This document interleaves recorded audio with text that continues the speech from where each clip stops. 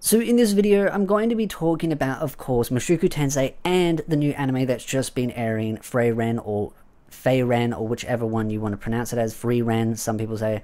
But I want to talk about the comparisons between them because I've been seeing this as a discussion point being online, and I want to put my own thoughts and opinions on the table and let people have their own discussions in the comment section down below of what they think of this particular topic of saying that these are very similar style animes. And I think saying that this is just Mushoku Tensei better because it doesn't have Rudy, I think just proves that people haven't watched Mushoku Tensei and don't understand why people enjoy Mushoku Tensei as far as a story goes. But I think also people that aren't liking the idea of the two animes being compared, because I've seen people say, hey, this is like Mushoku Tensei, and I can see where they're coming from. So I want to weigh in how I'm perceiving their interpretation on them comparing the two animes and saying they're very much alike. But I think the problem is that, to start with, people are looking at it from the wrong lens, that are saying, no, it's nothing alike, because I think they're looking at Rudy and they're looking at the main female protagonist from this anime and saying, well, they're nothing alike. Well, yeah, no, duh, they're nothing alike, but it's not about the characters being similar,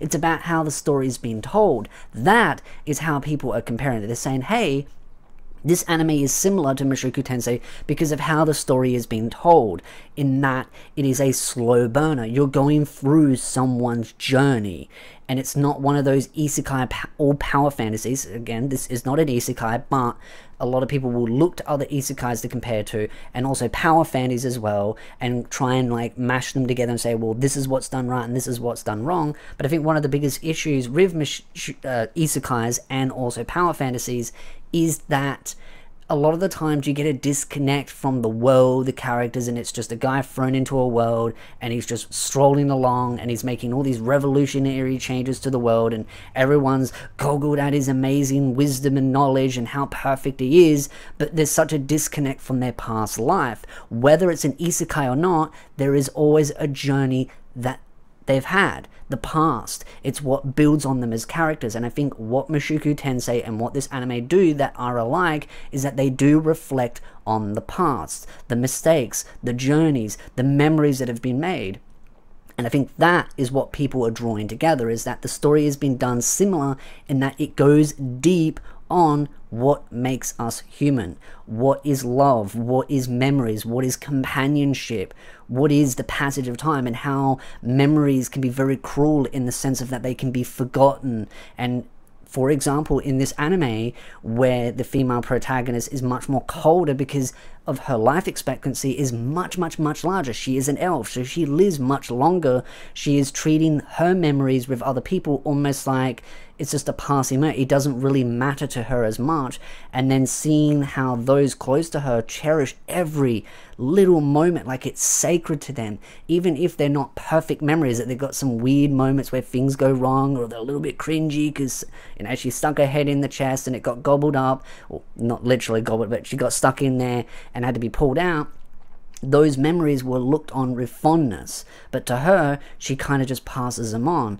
And so her growth as a character, and seeing her grow and develop and build as a person and self-reflect and grow wisdom from that, I think is what people draw the comparison to. Because Rudy from Mushoku Tensei, he is flawed, he's made major mistakes, and seeing his development and growth, and some people see it as redemption. Whether you see that as not as redemption is up to you individually, but that is what they're looking at. They're looking at how the story has been told, in that it's a journey, rather than this kind of quick spurt of excitement from a lot of these power fantasies and isekais. And that can be fun. I call those, you know, isekai popcorns or power fantasy popcorns, where you sit there and you enjoy it, but you don't put too much thought into it. But for these, there's a lot more thought and analyzing and thought-provoking, and just honestly a lot more emotions being drawn from viewers when it comes to these types of shows. So I can definitely see the comparison. Again, you don't have to agree with the comparisons, but I also don't like the idea of people saying that this is just Mushoku Tensei better because of Rudy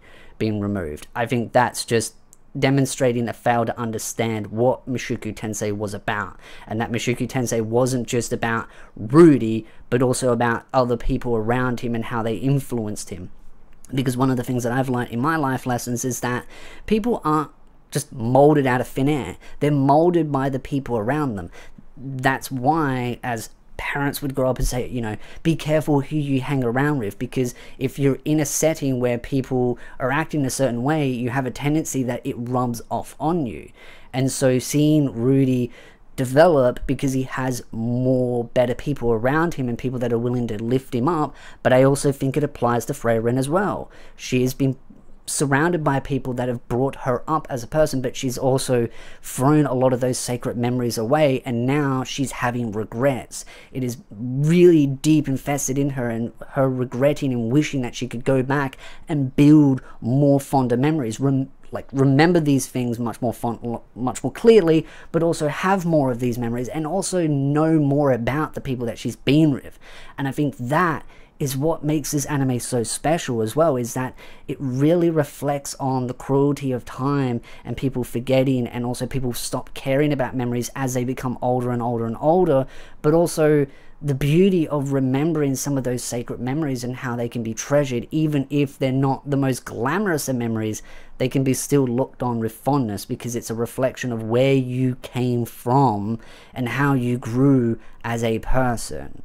And I think that, again, is what makes the anime so beautiful. I've also seen a lot of people getting really narky at the opening song and saying that it doesn't fit the series, that the singer is terrible. I think the opening fits quite well. You've also got to realize that if you do understand Japanese, the English translation to it actually fits the story as well. It's not just some random song with a nice tune slapped into it. It actually is a song about the anime. So it fits very, very, very well. And I think Madhouse picked a very good choice, in my humble opinion. I think they picked a perfectly good choice, and I'm really looking forward to the future episodes of this anime, as it's going to be a 6-month back-to-back core of this series.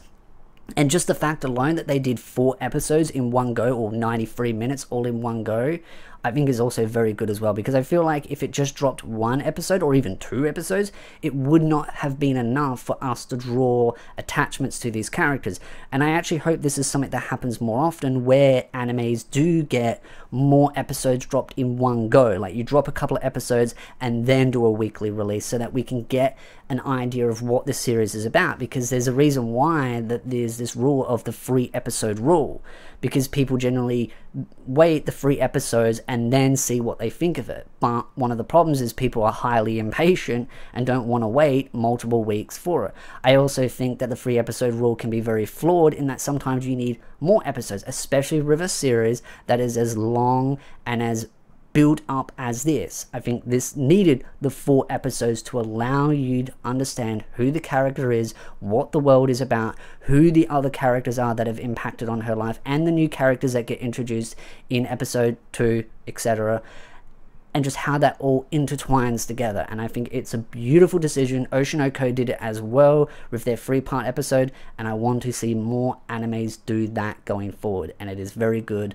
Love it, and looking forward to future episodes when it comes to this series. And I will be delving into very deep when it comes into topics of the passage of time, regrets, what is love, and possibly some of my theories of where the story is going to go as far as her development as a character, and the new friendships and bonds that she is going to make as she goes along on her journey. So again, I'd love to know your thoughts in the comment section down below. What do you think of this anime?